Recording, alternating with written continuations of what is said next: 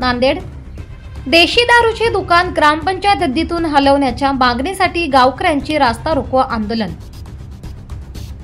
देशी दारूचे दुकान ग्रामपंचायत हद्दीतून हटवण्याच्या मागणीसाठी नांदेडच्या बळीरामपूर येथील गावकऱ्यांनी रास्ता रोको आंदोलन केले। मागील 1 वर्षापासून गावातील देशी दारूचे दुकान हटवण्याची मागणी हे गावकरी करीत आहेत। या देशी दारूच्या दुकानामुळे गावातील तरुण पिढी व्यसनाधीन होत आहे।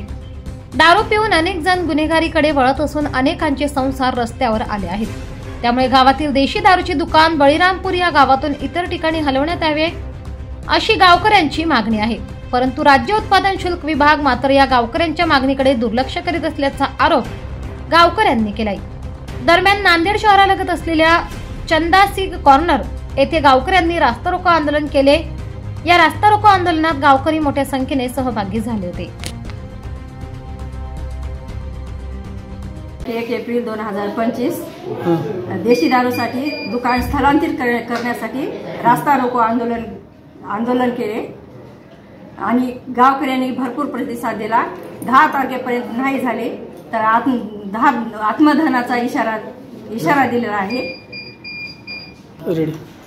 आज दिनांक 1 एप्रिल रोजी देशी दारू दुकान स्थलांतरित करण्यासंदर्भामध्ये प्रशासनाला आम्ही इशारा दिला होता। त्या संदर्भामध्ये आज रस्ता रोको आंदोलन करण्यात आले। गावकऱ्यांच्या भरपूर प्रतिसादामुळे सदरील आंदोलन यशस्वी झालेलं आहे आणि राज्य उत्पादन शुल्कला वारंवार विनंती करून त्यांना ग्रामसभेचा मासिक सभेचा ठराव देऊन गेले। 1 वर्षापासून आम्ही लढा हा पुढे चालवत आहोत।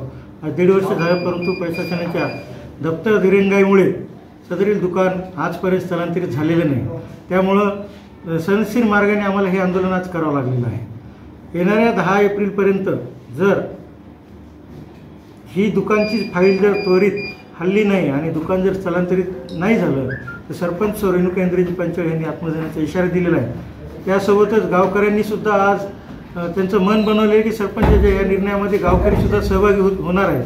त्यामुळं कोण कुठं आत्मदहन करेल हे आम्ही सांगू शकत नाही, परंतु प्रशासनाला आमची विनंती आहे ही टोकाची भूमिका आम्ही घेण्यापासून जर प्रवृत्त करायचं असेल तर त्यांनी त्वरित ते दुकान स्थलांतरित करावं एवढी आमची हात जोडून विनंती आहे।